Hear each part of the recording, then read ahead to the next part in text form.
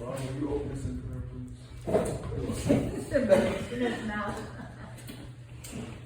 That's what happens when you eat two candies. He has two. Dear Lord, thank you for this opportunity to get together with everyone on your favorite Bible story. And we ask that you enlighten us and open our minds so that we may adjust everything that goes on here today and we get smarter for it. Amen. Amen.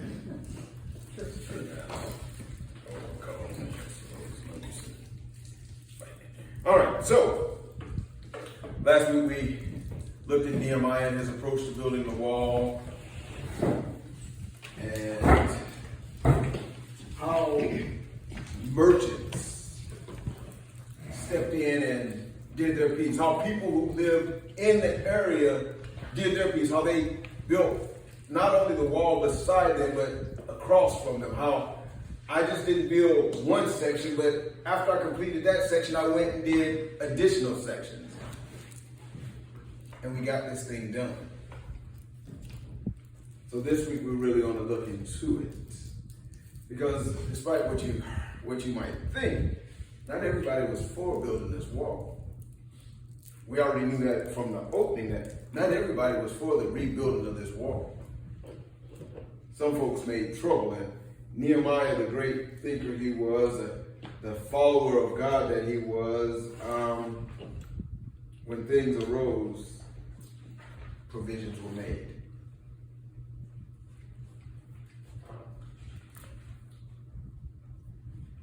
So, again, as we left chapter 3, all hands were at work building the wall, right?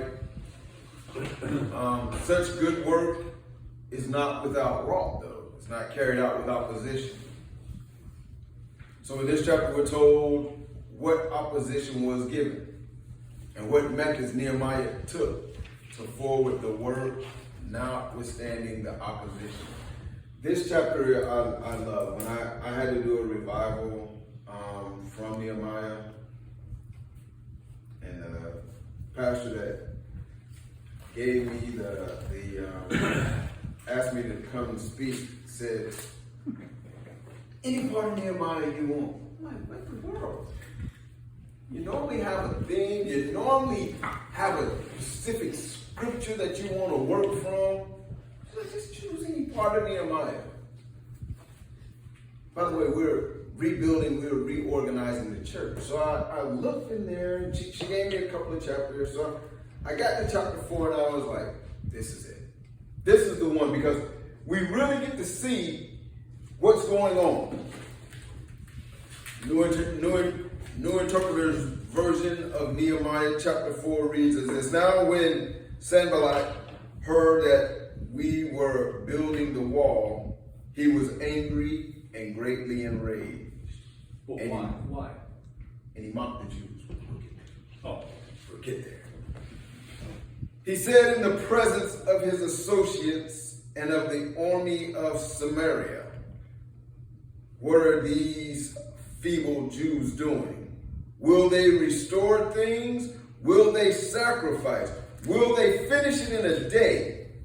Will they revive the stones out of the heap of rubbish and burned ones at that? Tobiah the Amorite was beside him and said, that stone wall that they are building, any fox going up on it would break it down. Hear, O our God, for we are despised. Turn their taunt back on their own heads and give them over as plunder in the land of captivity. Do not cover their guilt and do not let their sin be blotted out from our sight, for they have hurled insults in the face of the builders. From your side. From your side. From your side? Yep. Your side. Your side. Yeah, your side. So, we rebuilt the wall, and all the wall was joined together to half its height, for the people had a mind to work. That right there was what struck me the most. So we rebuilt the wall, and all the wall was joined together to half its height. I'll say that when I give you all the sermon. Pastor, I'm sorry, could you turn that down just one? Just one, will that be okay? Thank you. That was my close-up. Oh. We got your armpit. So, the enemies reproached and ridiculed their undertaking, but their scoffs they answered with praise. No matter what the enemy did, the Jews prayed about it. They heeded them not, but went on with their work notwithstanding. So we understand that you ask why were Sanballat and all of those not wanting the wall rebuilt? Again, it would take away from what they have. You know, their power and their right? authority. They run the risk of losing their power, their authority. They run the risk of losing a whole lot of stuff.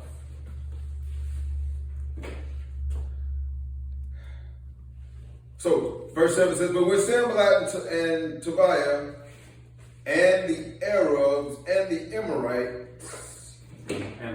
Ammonites, yeah, there we go, and the Ashdodites heard that the repairing of the wall of Jerusalem was going forward and the gaps were beginning to be closed, they were very angry. And all plotted together to come and fight against Jerusalem and cause confusion in it. So we prayed to our God and set a guard as a protection against them day and night.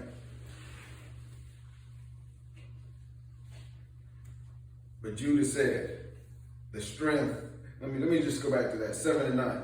So, as this wall is being built, and you know there's holes in the walls, there's issues right there, and the Amorites, the Ashdodites, the Arabs had desire to make issues to come and attack.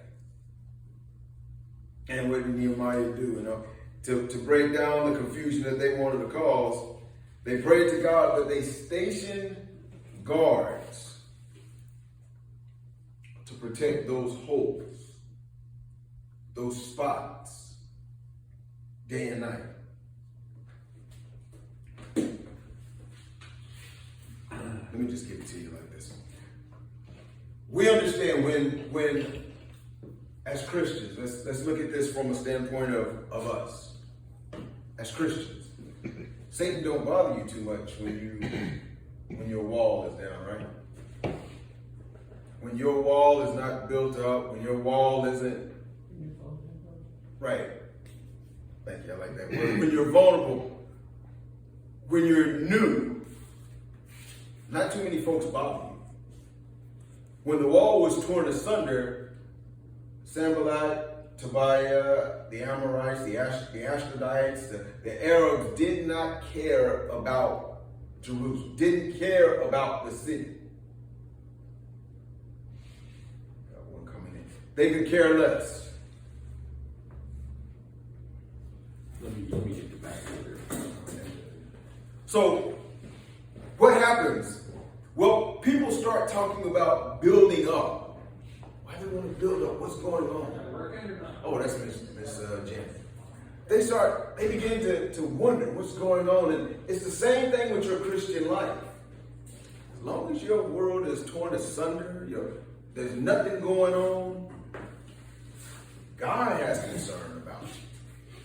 Satan don't. Because he knows that there's nothing to stop his attack. There's nothing to rebut his coming to get you, to steal you away. But as soon as you begin to place a stone on that wall, as soon as you begin to build up your defenses, build up yourself, build up your spiritual life, now there's a problem.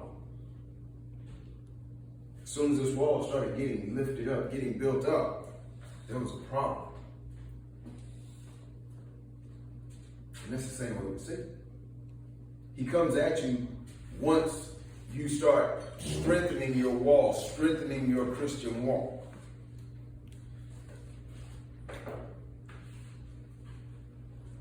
So what happens as the wall was going up?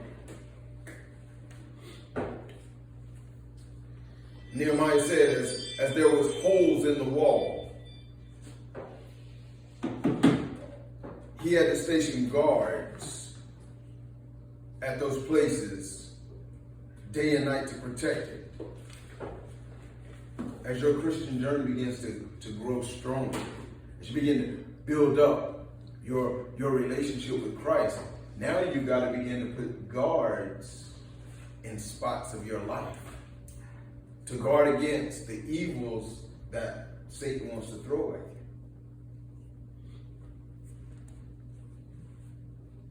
Because again, Satan wants what? He's there to steal, kill, and destroy. Steal your joy. Rob you of your eternal life. Destroy your relationship with God. Steal your soul. Yeah. Oh, that's fine. You're fine. So we're required in those spots. That's what he's looking for. He's looking for a hole, for a nook, a cranny, something that he can sneak in and whisper a word or two to take you down the wrong path. I'm sure in our living we've all had that. And it gets even tougher the higher your wall gets. At a 50-50, people can poke holes all over the place. Because the wall, it is somewhat stable, but it's not fully where it needs to be. When it becomes 100%, then you can rest assured it's strong. But at 50-50, it's like sitting on the fence. You're either going to go to the right, you're going to go to the left. And if I poke enough holes, I can get you on the wrong side of the wall. But if you've got enough guards stationed in the right spots, when a hole pops up, we can patch it. We can mend it right then and there. Keeps me on the right side. So we've got the Amorites, the Ashmodites, and the Arabs looking for places where there are holes that they can attack, that they can create confusion, that they can tear down this wall. And God has given Nehemiah the guidance to take those people, those armies, those guards that were with him, that came when he came, to keep an eye on those walls. But that's not the end of it. I see how, when it comes to this, I love this piece. It says, but Judah said, the strength of the burden bearer is falling, and there is too much rubbish, so that we are unable to work on the wall. And our enemies said, they will not know or see anything before we come upon them and kill them and stop the work. Judah says this: the strength of the burden bearers is failing. Who are the burden bearers? The people who are carrying the wall. Who are building the wall. The people who are building the wall, who are burdened in this bearing, this burden, their strength is waning, is failing. Think about your own life.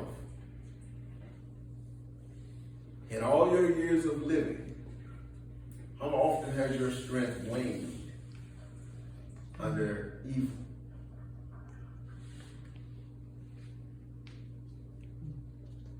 Made me tougher.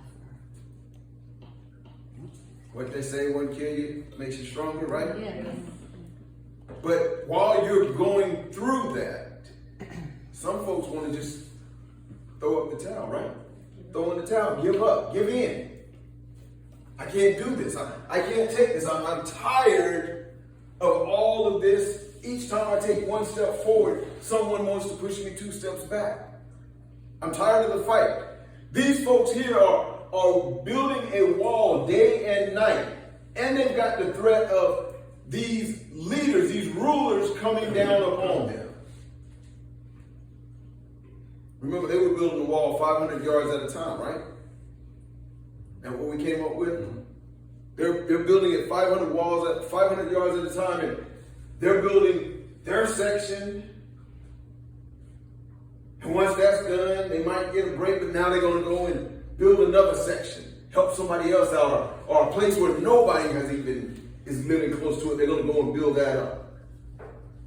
Isn't that like our Christian journey? Isn't that like what we're called to do as Christians, to go and make disciples? First of all, our job is to do what? First, we've got to shore up the people that we're trying to bring in. Let them know that it's okay, it's safe to come in. We've got you. And that can be tough. All of their insecurities, all their understanding, their non-understanding, all of the things that they've gone through, that they don't feel like they're in the right place to come to God. God won't accept them. It's the rubbish that's interfering with the building of the wall. It's the rubbish that's interfering with the building of God's kingdom.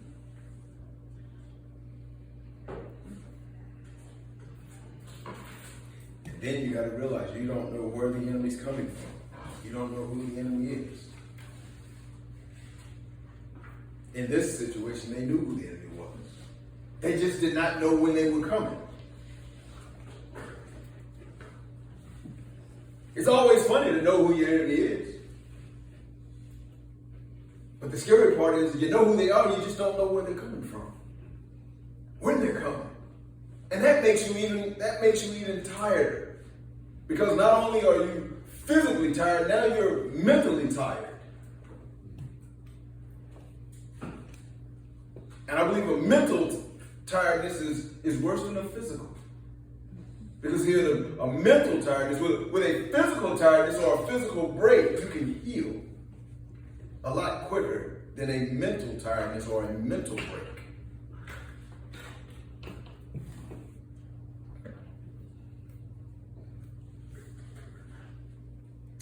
Verse 12 says, when the Jews who lived near them came, they said to us 10 times, from all the places where they live, they will come up against us.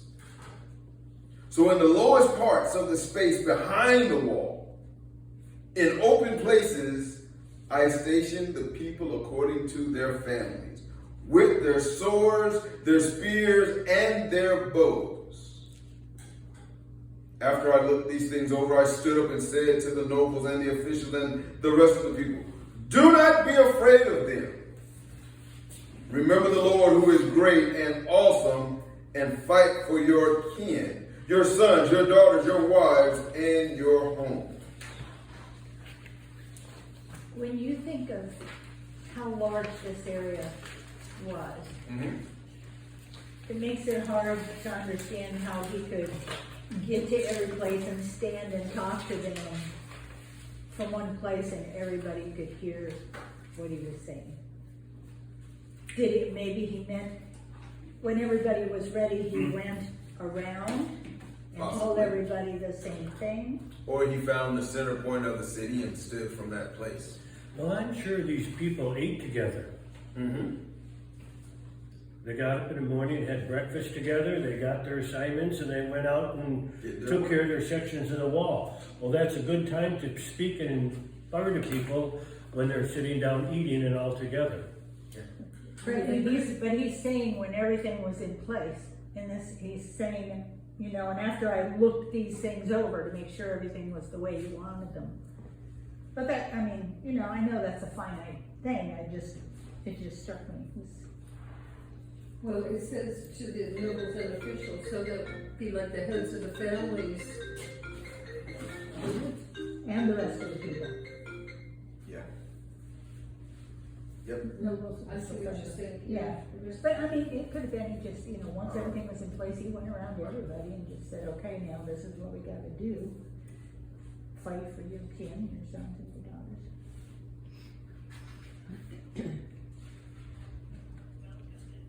It's just one of those things in the Bible that's curious. There are lots of little things, a lot of curious places. I want to know where the rock quarry was. Really, where did they get this stuff from? from the old wall. The rock quarry, where, how far was it? Well, no, but it said the rock wall, the remains of the one that was torn down that they used, but Yeah, then but that. still, they would have had to They replace would some of it. need more of it, yeah. Couldn't use all of the rubble, they had to replace. You can't use all of the rubble. But No. again, the thing that I like about this piece, here is the one thing that I really love, is that in the lowest parts of the space behind the wall, in open places, look at how the people were placed. I stationed the people according to their families. So we didn't have strangers working together, as was in some instances, but we had families working together. So all of St. Luke's would have been on the front line right there on 180, rebuilding the fence line repaint the fence line that we have out there. We're one family, so we know where we are. We're all supposed to look out for each other. You would think that we would look out for each other because we're related. I can speak your language, you can speak my language. We can all be on one accord, of one like mind, taking care of getting our section of the wall built. Normally when you have a family, you have the matriarch or you have the patriarch. That is the lead. Everybody else falls in line and begins to do the work. If you've got strangers mixed in, then sometimes the strangers want to do it their way and don't want to listen, right? So it makes good sense that you've got a whole entire family working together to take care of their section of the wall. And when they're going to fight, they would fight harder because they're family members. Their family. Love them. That's right. Military. I've got many military friends, and when you go off to battle, you build a bond, don't you? With your crew, the people that your battalion.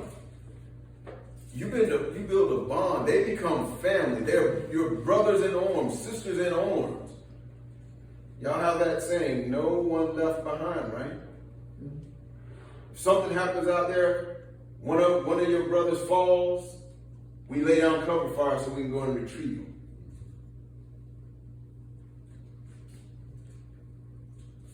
We've got families that's got your spears, your swords, your knives, your bows. You've got all of that standing together while you're building your wall, you're protecting your family.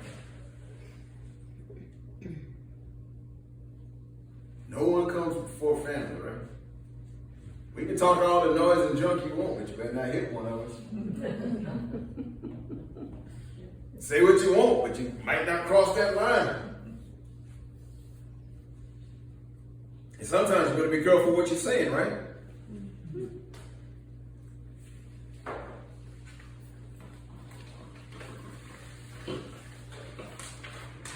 When our enemies heard that their plot was known to us and that God had frustrated it, we all returned to the wall, each to his work. From that day on, half of my servants worked on construction and half held the spears, shields, bows, and body armor. And the leaders posted themselves behind the whole house of Judah. So now that we know what's going on, we know what the enemy's plan is. I've got everybody in families, in groups, working on their section. At the same instance, I've got the nobles, part of my army standing behind them, encamped out around them. Not only does the family have their armor, their weapons, but my people are with them.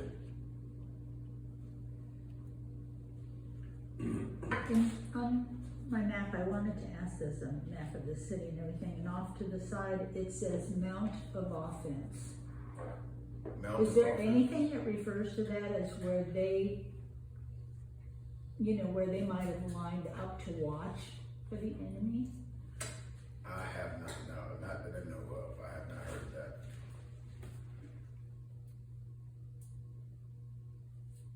Just curious. I never heard of that. When it is a public city. Yeah. I'd like to know how all it's really done with that. The burden bearers carried their loads in such a way that each labored on the work with one hand and with the other held a weapon.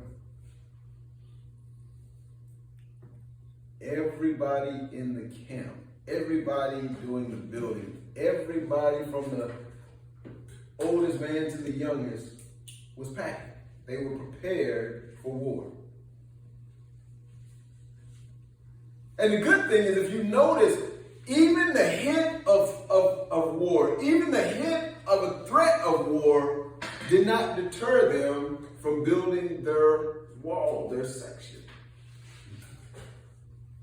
As Christians, we need to listen to that and take that into our lives, that even the hint of threat to our journey, to ourselves, should not deter us from building our relationship with Christ.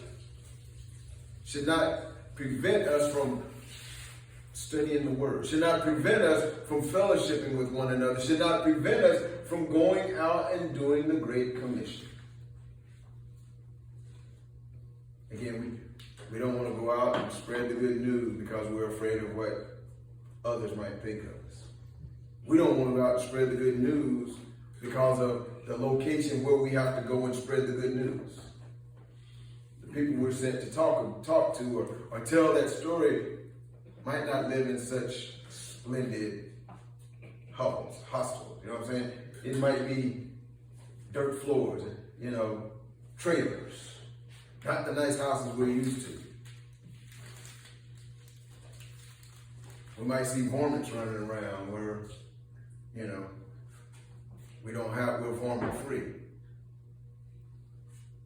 That prevents us from strengthening, first of all, that prevents us, it holds us stagnant from our relationship with God because we don't trust where He's sending us. He's not going to send you into a situation that is not, He hasn't already prepared for you.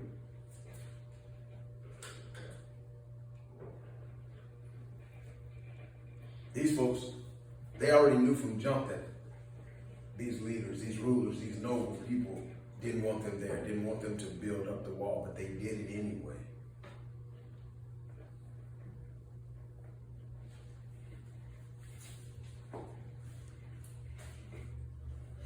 And each of the builders had his sword strapped at his side while he built. The man who sounded the trumpet was beside me. And I said to the nobles and officials and the rest of the people, the work is great and widely spread out, and we are separated far from one another on the wall. Rally to us whenever you hear the sound of the trumpet. Our God will fight for us. So even though we're given commands, even though there's a distance from me to you, at the sound of that trumpet, you all need to come running. That war cry. When you hear it, drop what you're doing and be prepared to battle. Let's come and stand as one.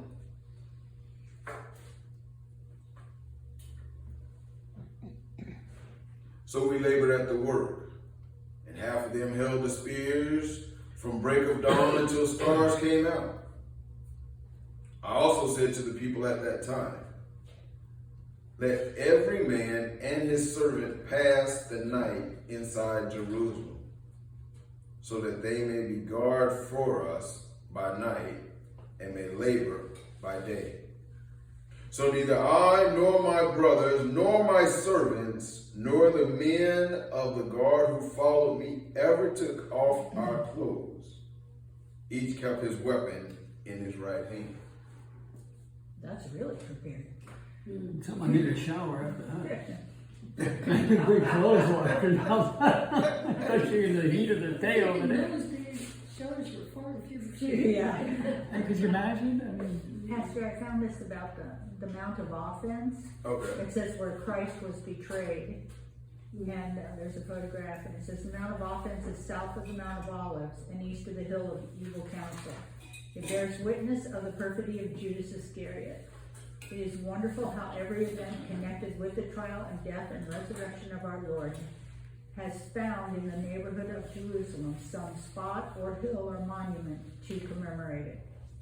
The chief interest about Jerusalem today is the fact that it forms a kind of monument or concrete expression of the awful tragedy which ended in the crucifixion of Jesus Christ. So anyway, there's a picture of it. Well, it's nothing but a big old rock. No, I mean, it's like a rocky terrain. But I never heard of it before either. See, I'd never heard of it either. I would have thought that he was betrayed on the Mount of Olives, because that's not what the word says, that he went into the Mount of Olives to pray. Mm-hmm. Yeah, but apparently that's not where he was betrayed. It's right down from the Mount of Olives, it says. Okay. Right down, so it's Well, they might have renamed the gates after periods of, what, well, this wasn't the years? gate, this is off to the side, this is up. Yeah, but it's named, and it refers to the olives and everything, but it also says that it's down from the Mount of Olives. Anyway, just saying, got a little picture there in my book, and I was just curious. Okay. So, again, chapter 4 is my favorite because it shows how we work together to achieve a goal, even with the threat of bodily harm. They still got the job done. Everybody in there did their part. And you would have thought Nehemiah being in charge, all right, y'all do some work, I'm gonna go take a nap. He was right there with them. It's very hard to lead somebody if you cannot be a good follower. It's very hard to lead someone if you're not willing to do it yourself. It's been one of my major rules since I've been in leadership positions. I'm not going to ask you to do anything I'm not willing to do myself.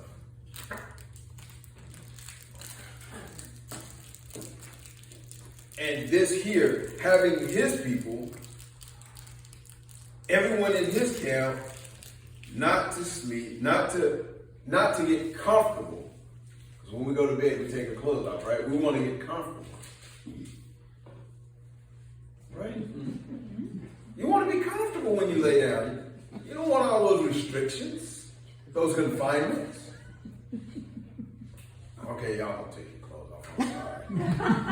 Oh, I get comfortable. I get comfortable even when I take a nap. So. Same here. Too much sharing. We didn't say what we got comfortable with. Wow, Miss Pam.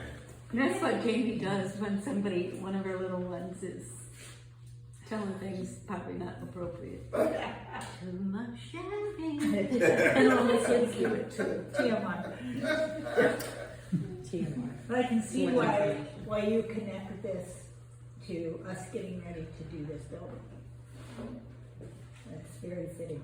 It's going to require all of us to do our part. Mm-hmm. We can't be at each other's throats. We have to be united. From the beginning to the end, we have to stand as one, because for 7 years or more, y'all been working on this, and it's here.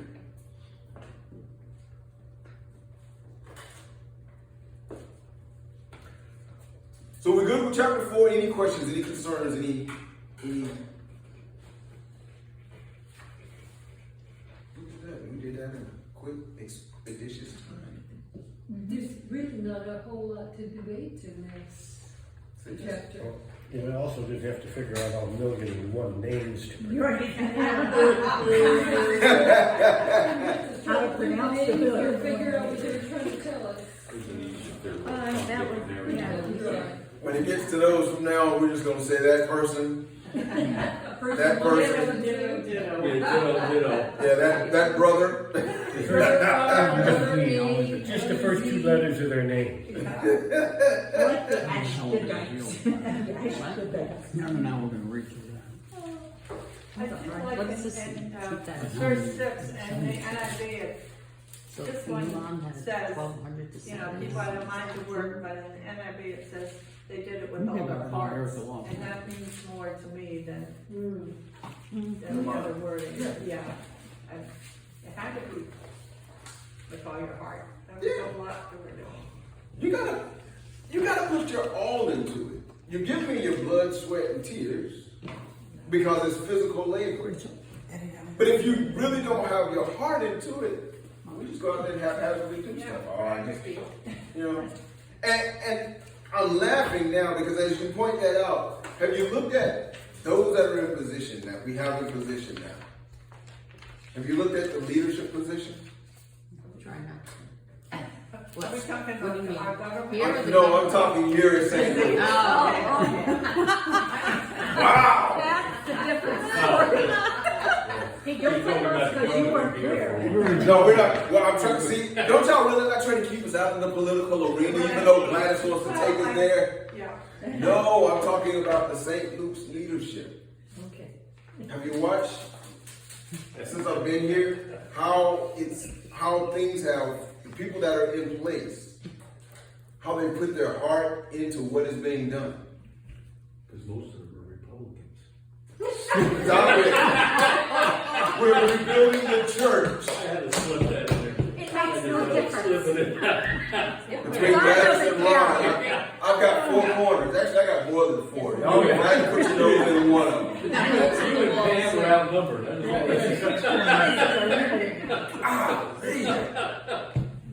I'm sorry. We should go to court. Time out. You should go back to confession as well.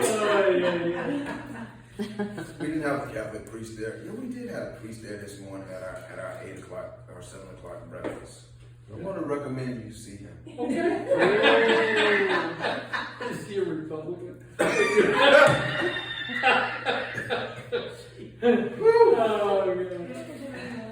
So, but at any rate, do you see how things are moving? Because folks have put their heart into it. They have invested their entire being into what's going on here at St. Luke's.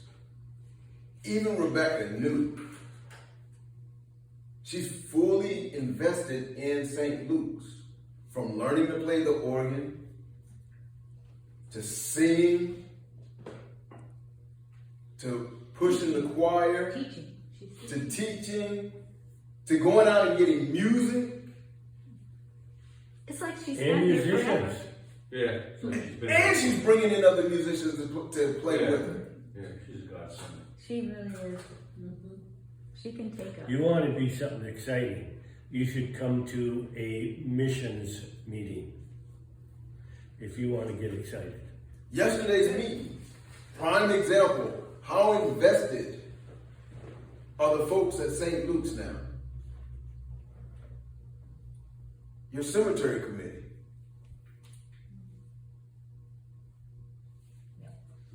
How have the grounds changed? The whole trustees. What a transformation that they have made. Because at every turn, they're finding coping, they're finding stones, they're finding graves But an instant. that have just slipped off into to nowhere. And they're raising them up, cleaning them off so that we can see them. That families, when they come looking, they can find their loved ones. How sad. Then what they do? They sank in the sand? Miss Janet, The Like in the headstones? dirt. Yeah. from Sunday mornings, Well, our fellowship time. How invested is Miss Janet in what goes on to bring us together between those 2 services? She's paying no attention. She's busy doing her You throw work. on a pot of coffee? I'm just saying. So you have to look at if your heart is not in it, then things just go by the wayside. Things slip under the cracks. I think we should learn too that can happen anywhere. It does. There's been times, in my opinion, that we weren't committed to our work. And there wasn't joy in the work. And there was no cohesion. Nobody knew what, it's the right hand and the left hand problem. What is each of them doing? Complacency too. Yeah, somebody else can do it, or it's never going to happen, so why are we worrying about it? And you're right, missions and the cemetery and everything is just, everybody is on board, ready to go. Nobody's saying, what I love about this chapter is Nehemiah had already had the plan. Yeah. He didn't walk in and say, gosh, how should we build that wall? And without that kind of leadership, you go nowhere.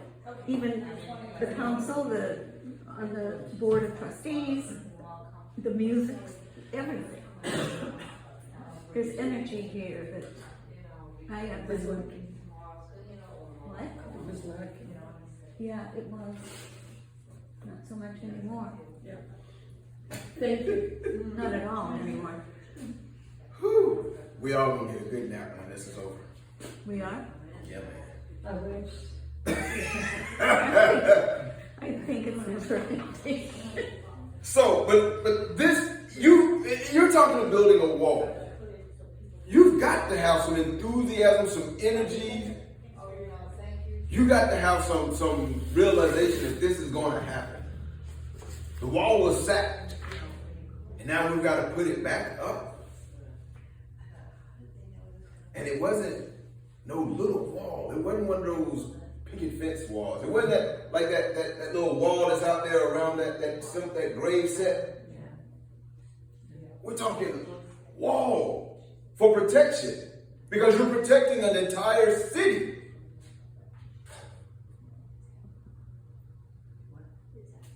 It's big.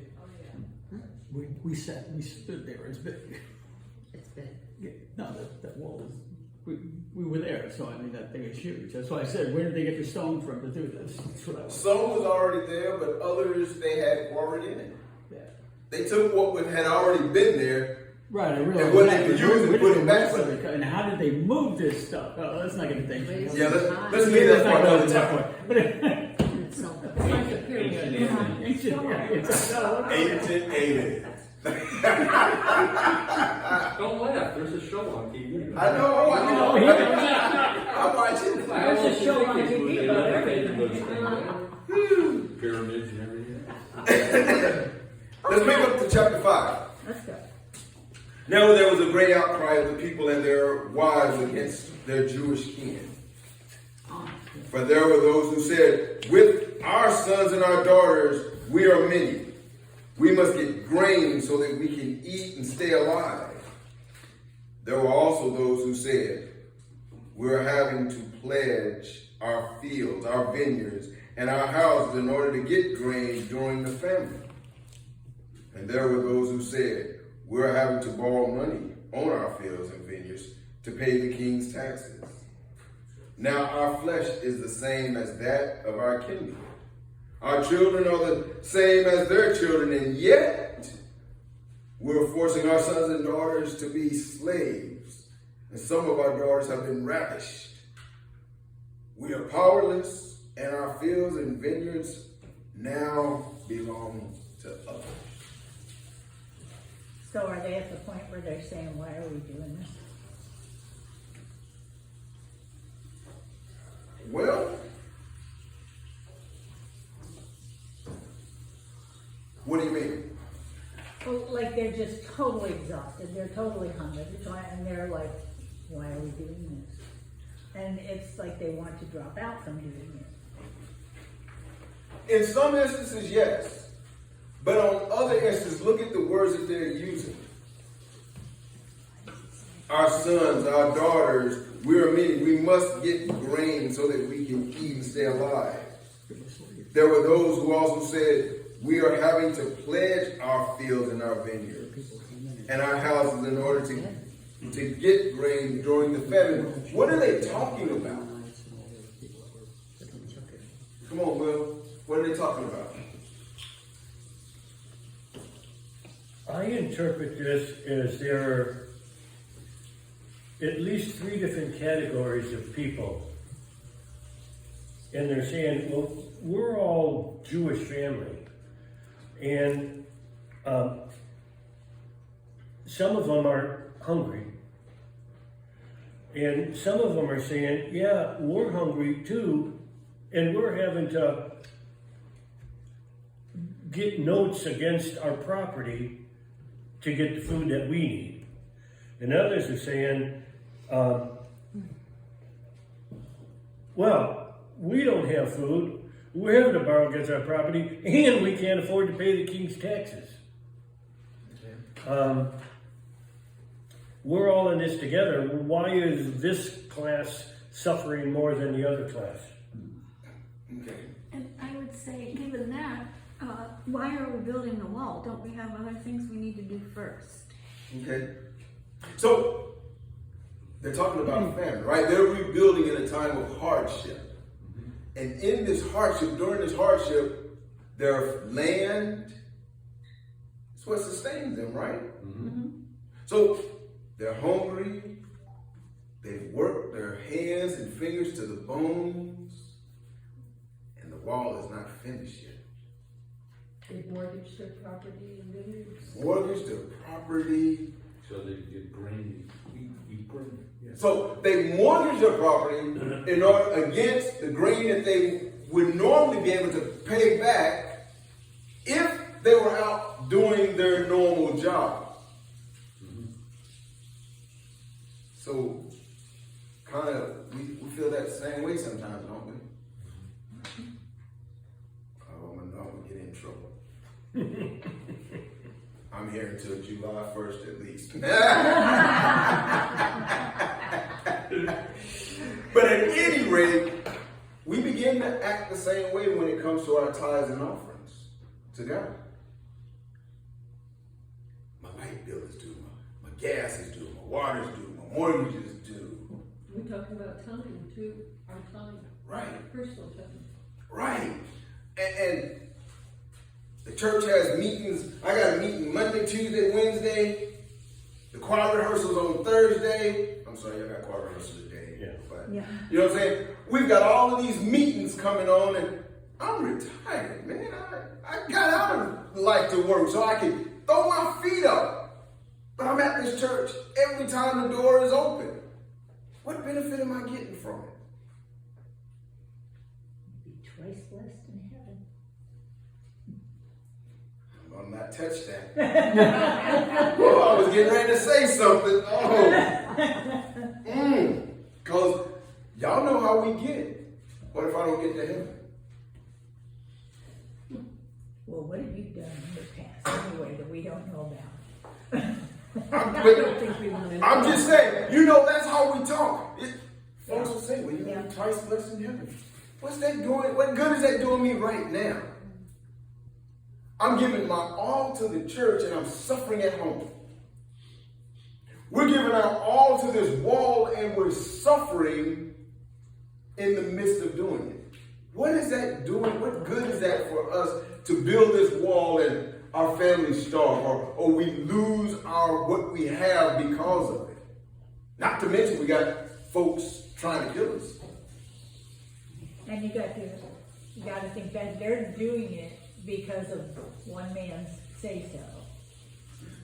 And he's just walking around. I mean, he's probably helping too, but he's walking around keeping track, and these people see him on that he eats fine, and and they're starving, so it's kind of like, what good is it if we're all dead?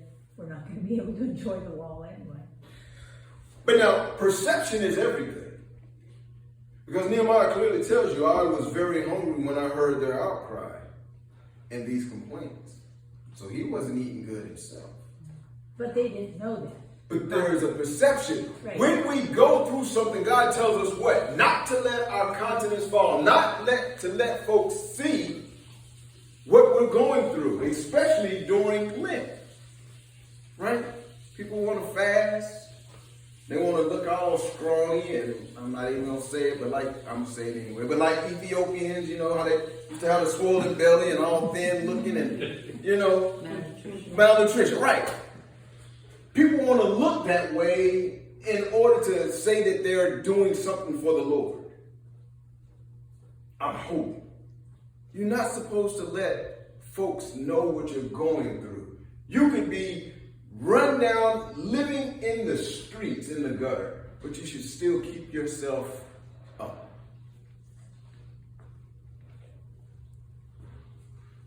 We can all be in the same fix, but we should all look our best, present our best foot at every turn.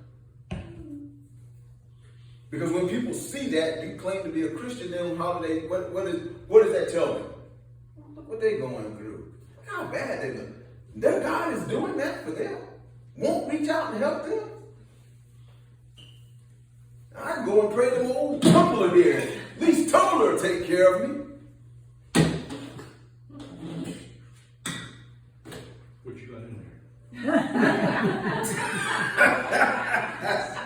He's on a roll. Saints be praised, he did it again.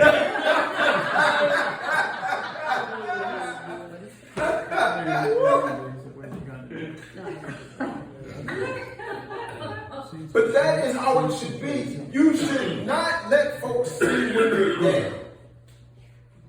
He could be just as he said, he was famished and going through the very same things that they were. I was very angry when I heard their outcries. After thinking it over, I brought charges against the nobles and the officials. I said to them, you are all taking interest from your own people. And I called a great assembly to deal with them. And said to them, as far as we were able, we have brought back our Jewish kindred, who have been sold to other nations. But now you're selling your own kin, who must then be bought back by us. So here we're out getting our people back. Thank you, God. Here we're out reclaiming souls. Here we're out winning souls for God, bringing them into the church. And what do? When we get them in the church, we don't love them. We treat them like foreigners, like strangers, and we send them somewhere else. They go somewhere else because if this is how I'm treated in the house of the Lord, and this is how most young people feel. If I'm treated like this here, I can get the same thing in the streets. Why come in here and be treated the same way I'm treated out in the streets?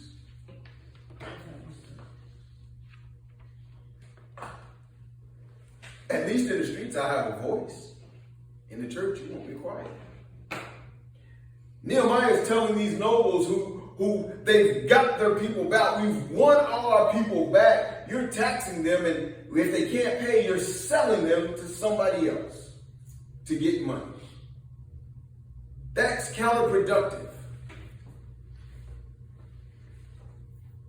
We're in a situation we need every hand on board, every hand on deck. We need everybody on one accord, and you bring this kind of hardship on them to thwart the building of the wall because people are now concerned about their families being sold off.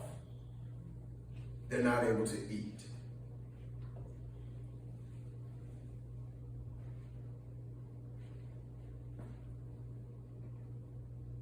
So many churches need to read Nehemiah and really understand. It's not about what happened then can be equated to how the church should be built up today. We should all be on one accord because whether you know it or not, we are family. We may not all look the same, but we are family.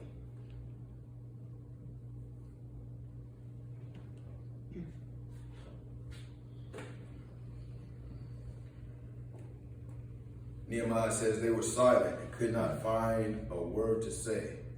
So I said, the thing that you are doing is not good. Should you not walk in fear of our God to prevent the taunts of the nations? Should you not walk in the fear of our God to prevent the taunts of the nations, our enemies? Moreover, I and my brothers and my servants are lending them money and grain. Let us stop this taking of interest. Restore to them this very day their fields, their vineyards, their olive orchards, and their houses, and the interest on money, grain, wine, and oil that they have been extracting, or that you have been extracting from them. I don't care what government you're talking about, Republican, Democrat, Independent. This is a word they need to hear. Because money is being extracted, and what are we getting for it? Nothing. No. Less than. Right. Less than nothing. They wouldn't stop. Well, somebody's getting something. But it's not us. No, it's not the people who are paying for it. Oh, it's the nobles. Just like here, the nobles were getting paid. Same story, Right. 5,000 years later. Exactly. The government is getting well paid. It's bad when your insurance, my insurance don't match the insurance of the people in the House and the Senate. Yeah, that's right. And they only have to be in there, what did you say, 30 days? Yeah. They just have to be in there for 30 days and they're well taken care of. And they don't have to do anything during those 30 days either. Exactly. Retirement for life. I mean, I could sit in an office. I can too. I kind of like putting my feet up. Yeah, you do. Miss Marie, yeah. You get a nice pension too. I know. It's crazy. They got a nice flag at the end, but that's all right. Get to go to Arlington. How nice. Woo. I've already made plans. I'm going there to 2 urns, one for my daughter and one for my son. My wife is like, what about me? I told her, you're going with me.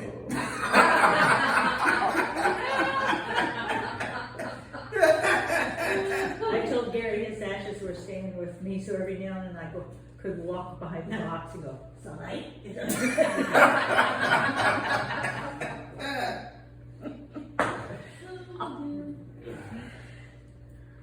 Then they said, we will restore everything and demand nothing more from them.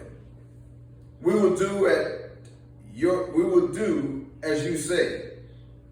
And I called the priests and made them take an oath to do as they had promised. I also shook out the folds of my garments and said, so may God shake out everyone from house and from property who does not perform this promise. Thus may they be shaken out and emptied. And all the assembly said, amen, and praised the Lord, and the people did as they had promised. He must have been some convincing speaker. Very charismatic. To get them to do it. Very charismatic, right? Yeah. Advantages of it. Hey, see this? Let me shake it out too. But either that, or he's standing up there, and as they're watching him, there's an aura formed around him. And they're all like, yeah, I'm doing it. I'm doing it. I'm amazed that they gave in so easily. Yeah, that's what we're talking about. Yeah, it's totally amazing. You think after he took the nobles to task, what everybody else gonna think? Well, You know, one part of this that really stood out to me. It's probably not what you would think about, but verse 7, after thinking it over, he then does this. So he doesn't go out in a rage. He goes calmly and says, this is how it's going to be. So get on board. And the reason that struck me is I think that sometimes I'm not like that. I just charge. I just, okay, now this is going to happen. And it never does when I approach it that way. Their backs up when you say, Yeah, what are you talking about, Louis? So that's a good lesson for me. If I don't take anything else from Bible study, thinking it over first. think it Well, you over. let it go. well, he did say he was very angry, right? Yeah. But he had to stop and think about it. And folks talk to me about issues, That point, that's all. and as soon as they talk about it, they want to go and act upon it. But I tell them, wait a day or two. Because when you wait a day or two, instead of making the issue worse, you can begin to allow the worst to come to you. You can begin to see, and you can see how it's going to play out. You can think things through. If we go and have conversations in our emotions, it's not going to be very good. But after we've had a day or two to think things over, to see what's worth arguing about, And to choose your words carefully. right, then it tends to play out a little better. And to check your perceptions. You know, like you said earlier, it's all about perception.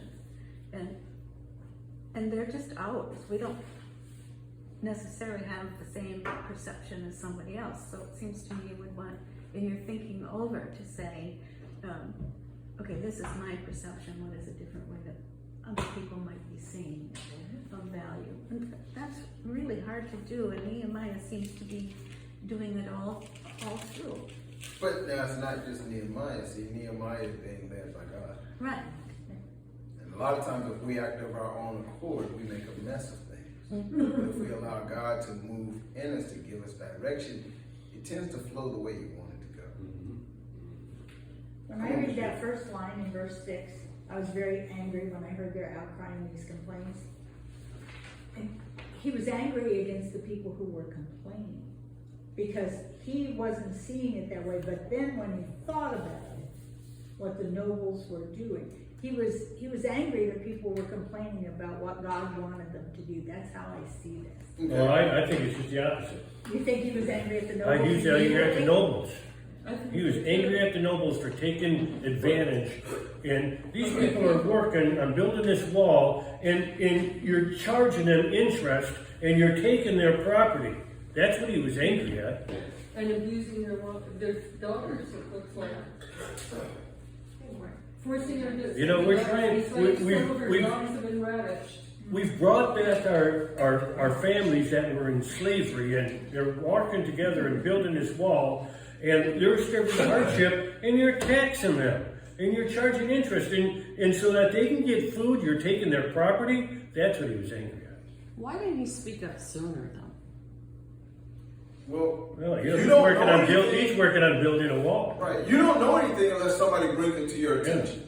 Till he heard these complaints. And here, believe me, it takes a while before anything that is done down here, that is said down here, to filter its way up top. Once all of this down here really gets stirred up, somebody will bring it to the top. But as long as it's down here just festering and, you know, Festering. yeah, That's a good word for it. until it reaches a head, the top will never Yeah, know. but you would think a good leader would know what was festering. Not always. Well, you know, Not always. Because he me and said- Will can have something going on over here. Give it a week, he'll touch somebody else, and they'll get in on it. Then it'll take a month, we'll touch somebody else, and it'll take a while before the whole place is on fire about that one issue. And the leadership might And- know that things aren't going well, but not know why. How, right. And remember, he was concentrating on building a wall, Yeah. protecting the people from Protect the people. outsiders. Yeah. You know, Not I got to get guards together. We need weapons. the hardest thing to do is to protect people from the inside. I can protect you from everything that's going on outside, but when the problem starts in-house, that's a problem. Hard. It's hard. And it spreads insidiously. Yep. It's one thing I learned when I was in seminary, if I didn't get anything else from Dr. Thompson's class, was there's what they call, and I use it quite often, the term key culture bearers. Key culture. Key Bearers. cultural bearers. Key. Bearers. Key Bearers. culture barriers. Yeah. Not barriers, bearers. Bearers. Oh, bearer. B-E-A-R. E-R-S. I guess. Bearer. B-A-R-E-S, however you want to, or B-A-R-E-R, however you want to look at it. Bearers. Not barriers, bearers. The ones that, you know, carry the load. Right. Okay. These are the people, no matter who is in charge, from the pastor to the leadership, they may not even be in the church anymore. But they're the ones that when something's going on, they know everything that's going on and give direction from on the outside, how to keep things The running. influencers. They're right. They could be the ones that have all the money. But you'll never see them in church, but they donate like crazy. It's kind of like the government, the super PACs, right? They give all the money and they tell the people what to do. Not that we elected them. We told them what we wanted. Not that their name's on anything. Right. Like bills or whatever. Yeah. Yeah. They're the ones that have all the power. And influence. So no matter what, if I wanted to get this building done, y'all been working for 7 years, if we wanted to get it done and have it done this year, if there was somebody on the outside of the church that has all the money, that has all the influence, and now we're gonna wait till that pastor leaves before we start anything. Everything will come to a complete stop.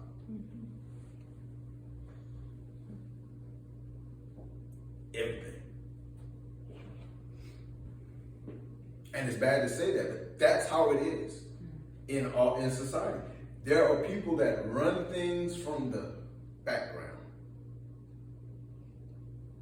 Nothing gets done without their say-so. They don't want to be in the forefront. They don't want the spotlight on them. Yeah. There are so many little churches that have influence in the conference. And you wonder how they stay, because they got somebody that has deep pockets, that pays all their apportionments, that pays the pastor's salary, that pays everything that needs to be done, but you'll never see them inside the church. And if something goes on that they don't like, that person just says, I'm not paying. And then everything changes. Oh, okay. That's what happens here. So what's the point? What's the point of these people that are in the background? I mean, if they don't come to church, why are they? Power. They just want power. They used to be in the church. They grew up in the church. But they're at a point in life now where they're retired. They don't come anymore. But they still have all the influence. Go ahead, eat the snacks. Yeah, eat the snacks. It says enjoy people. I'm just gonna pass them around. Let's pick it up at 14. Moreover, from that time. Oh, jeez. Moreover, from the time that I was appointed to be their governor in the land of Judah, from the 20th year to the 22nd year of King. 30 seconds. I'm sorry, say it again. Oh, 32nd year of 12. King Artaxerxes. Or I'm not even going to say it. That person's 12 years. Neither I nor my brother or my brothers ate the food allowance of the governor. The former governors who were before me laid heavy burdens on the people and took food and wine from them, besides 40 shekels of silver. Even their servants lorded it over the people, but I did not do so because of the fear of God. So he knew what they were doing. He's speaking about what was being done. From the time I stepped in as the governor to get this wall built until this amount of time, the governors who were there before I got there placed upon the people heavy burdens. They taxed them food, wine, and money. But he said, I didn't eat the spoils that was taxed. It's very easy when you get in a position where you don't have to work to do stuff, where you load off of somebody else, but it's even harder. It's harder to refuse to rebuke what somebody else has done for you to live than to live off of somebody else's back. It's harder for you to make your own way when you have a position, when you have title. Because a lot of folks in these positions feel entitled that, well, it's your job to do it. You will need. I really laugh, and I'll probably get in trouble for this too, but I look back at all the some of the Baptist churches.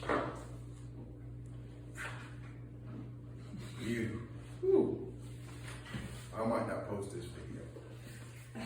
I'll stop it. No, I'm just kidding. We're okay. But you find there are Baptist churches out there that buy the pastor's suits, that pay for the pastor's home. The pastor needs a new car, they buy it. Any and everything that is needed, the church pays for it. And realize now, they hired the pastor. And on any given Sunday that he don't preach the way they want to, they can fire him. He stays in the church 40 years. He's been in that church 40 years. And you know what? He don't lift a finger for anything. But he doesn't challenge anything either, does he? Don't have to. Because whatever he wants, they do. As long as he toes the line. A certain portion of that line, yes. Yeah. That's Baptist. That's Baptist. I laugh because coming out of Greenville, now my fraternity brother is a Baptist pastor. He's real good, but they had told me when I got into the Greenville district, my second appointment, and I was coming out of Greer, that there was a place, it was like a big shopping center, and it had a big parking lot that one of the Baptist pastors had a anniversary celebration. And all the big wigs came in for this celebration. And they raised money. You know, they used to say, you know, if you got $100, raise your hand. You know, everybody's looking around to see who's going to raise their money. Because they know this is what they're supposed to do. So they bring that down. If you got $50, raise your hand. All right, so now we're looking to see who didn't have $100.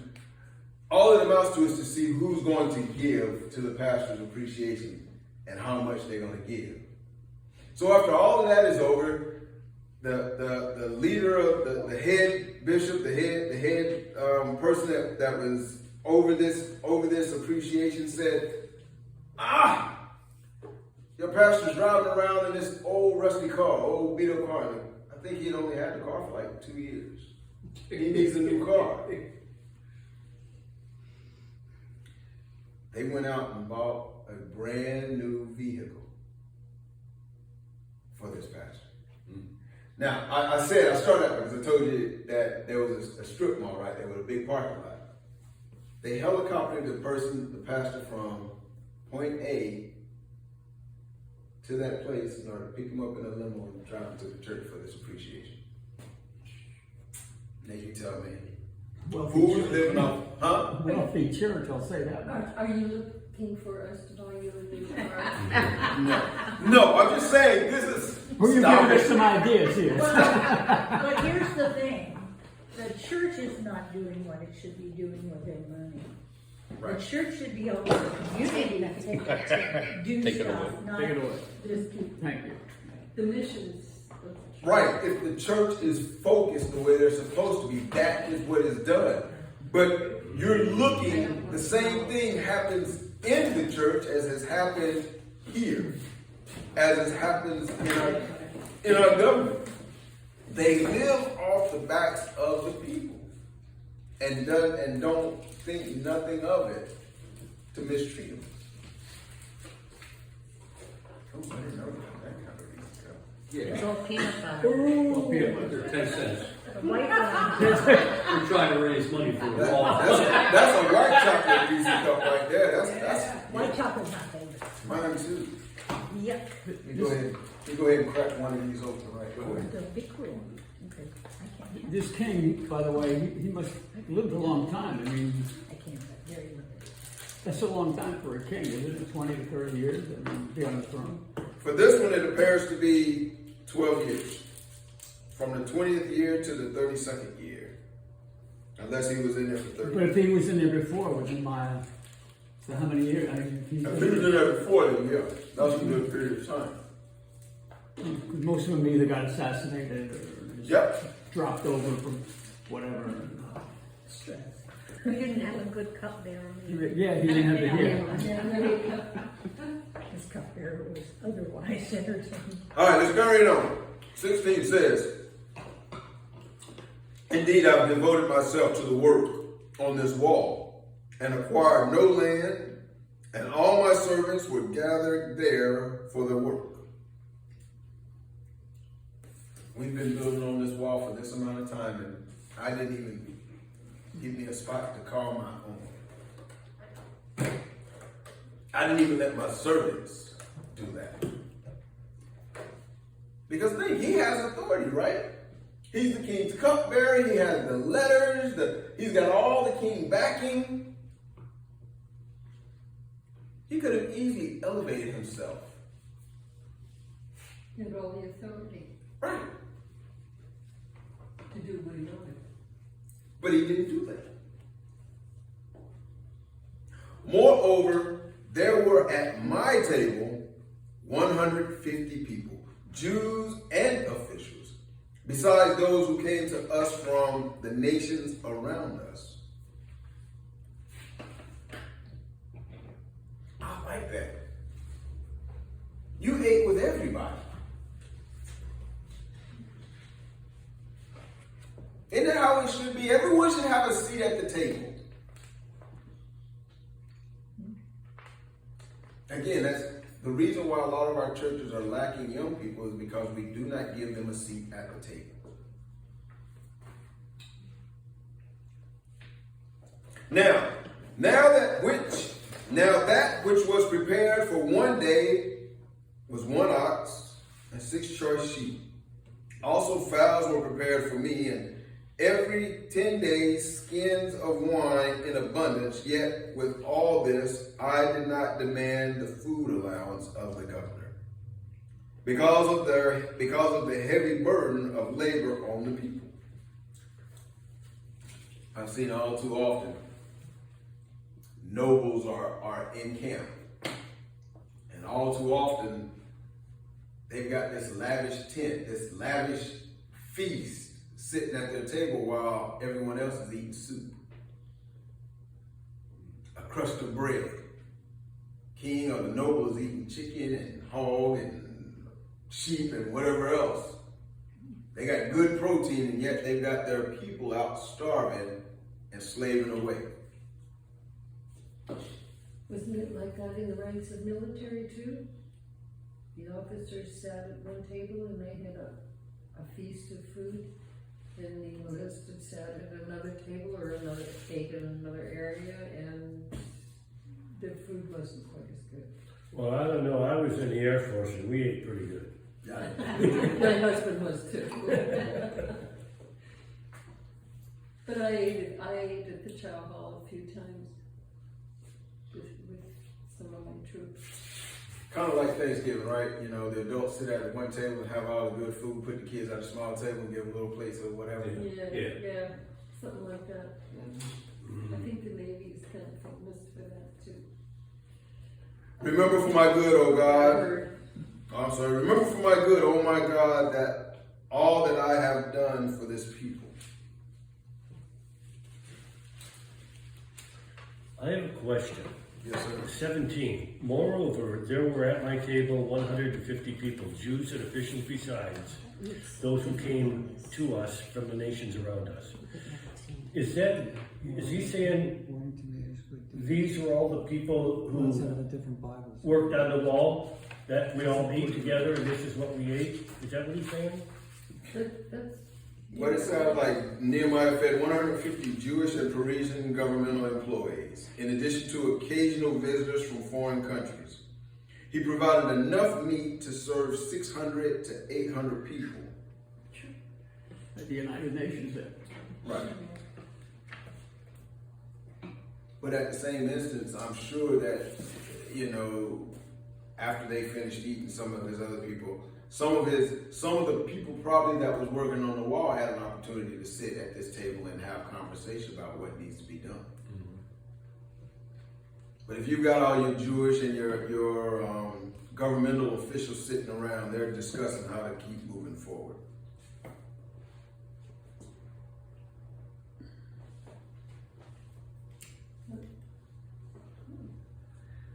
And it says, with all this, I did not demand the food allowance of the governor because of the heavy burden of labor on the people. Mm-hmm. So he didn't take all he could have. Right, he only took what he needed. Right. Again, that's the difference. We take, it's funny. in some positions, people will give you, they will give you before they take care of themselves. And people know that, and they will take advantage of that. I always laugh because where I came from, we used to laugh at how they used to treat the pastors. I know how the old pastors would, on the circuit, they would ride in, visit at whoever's home, who's feeding the pastors this Sunday, he'd ride in and eat the best chicken, and everybody else, like, he done got finished, he can get to eat whatever was left over.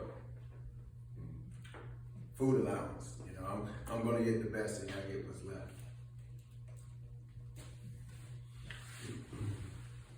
It is crazy. But we have to realize we pay for those things that we do to others. That is not right.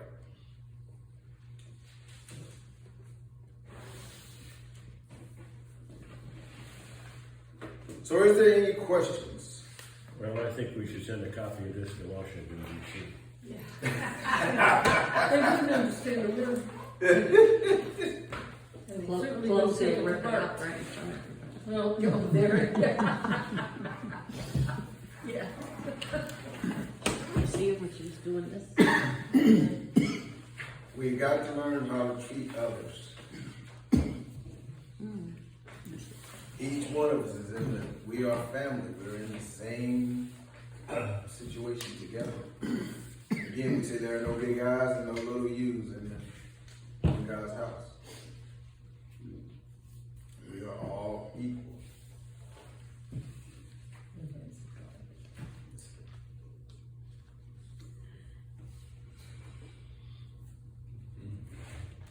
That's some good stuff in these two chapters.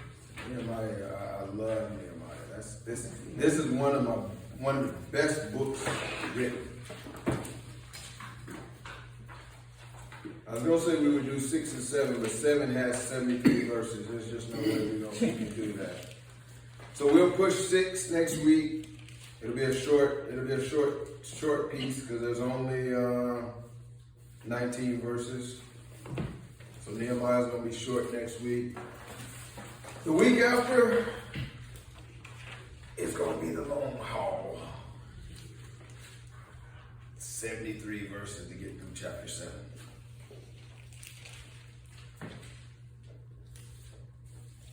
Any concerns, any questions? How many verses you say in chapter 6? 19. Yeah, that's it.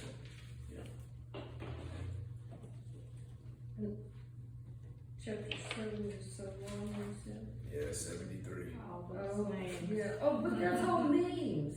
Oh, it's all names? It's all names. All those descendants. Levi's the son of John. Put a Jeshua, genealogy. Bingley, Cadmiel. Oh, wait a minute. Yeah. Let me look, man. We Yeah, might skip 7 altogether. How about that? Yeah, that wouldn't break my heart. Verse 70 in chapter 7, it amazes me because they're talking about the heads of family and how much they gave to the treasure and everything. Whew. Yeah. Some of them Is have that a what they're talking about? big Yeah, amount of money. Gold, silver. Okay. But maybe we could, There's a You know what few I'm saying? verses in No, there that's other all- than the all- names in chapter. Looks like the end of chapter 7 starting at verse 66. I wouldn't skip chapter 7, just look at the verses that are pertinent and skip over all the names. Okay. yeah. We'll run through a little bit. We'll try to pick out the nuts and bolts of it. Yeah, All right. the first part and the last part, I think it is.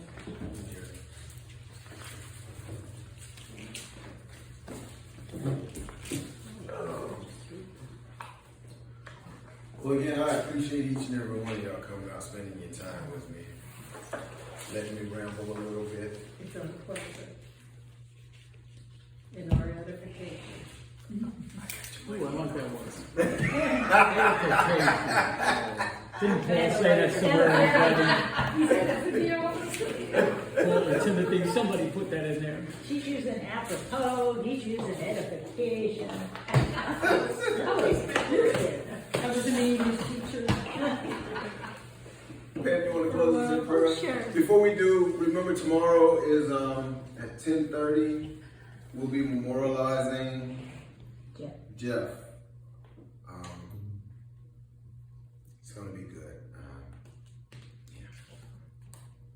keep the family lifted up in prayer. And with that in mind, y'all don't have to do anything with these tables, because we get some people coming, we're gonna be setting up the tables and everything. Paul's uncle, like I said, he passed last week.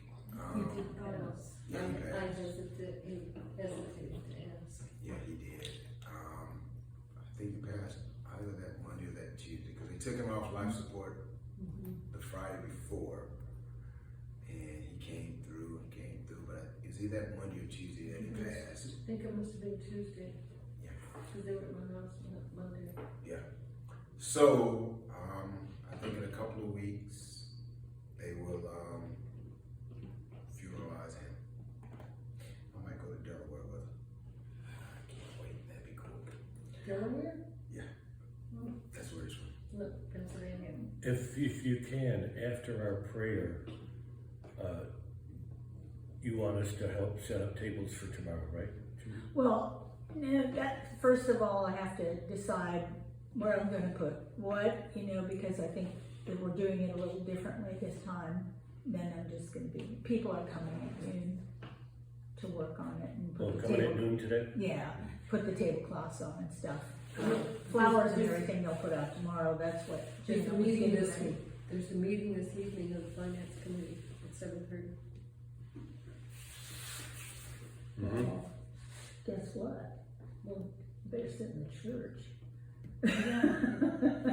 Or what about sitting out there? We'll work it out. Well, it'll all be You set don't have up. to worry about the finance committee, they'll just sit at the tables here, wherever You they're can set just- up. Yeah, we're gonna set it so it's all a long table out there, if y'all wanted to sit out there. It's just gonna be the tablecloths, it's not gonna be decorated today.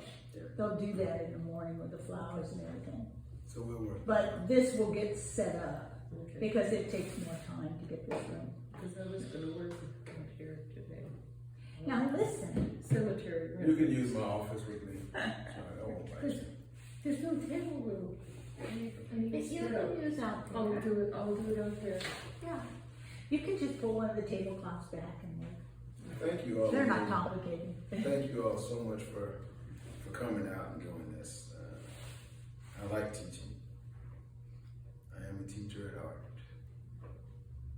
And we like you teaching. Yes. And thank goodness We it's learn not a that. lot. And Thank goodness it's not math, right? And it's not like in school where we can't talk. Well, you could talk, but you got. You gotta raise your hand first. And you go to, Miss Pam, if you'll close us out, please. Sure. Heavenly Father, we thank you for our time together here. We all learn something every time we meet, and there is joy in this room, and interest in this room, and love as well. May we take those gifts as we enter a hard time in the next couple of days. Be kind. Be there. Help where needed. We need you, and we are grateful you will be there with us as well. Amen. Amen. Cut it.